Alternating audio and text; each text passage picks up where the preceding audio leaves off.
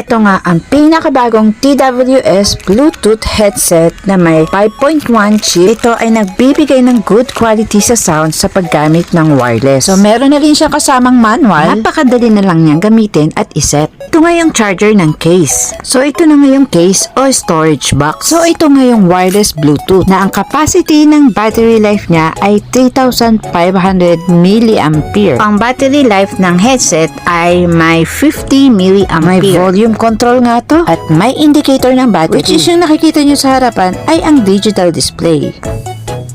Ito ang output kung saan pwede mo gamitin para mag-charge ng ibang devices. At ito naman ay input. Ito ang gagamitin mo sa pag-charge ng case. Kapag nag-charge ka pala ng case na to ay dapat at least 1 to 2 hours. So ang pinaka-function nito ay water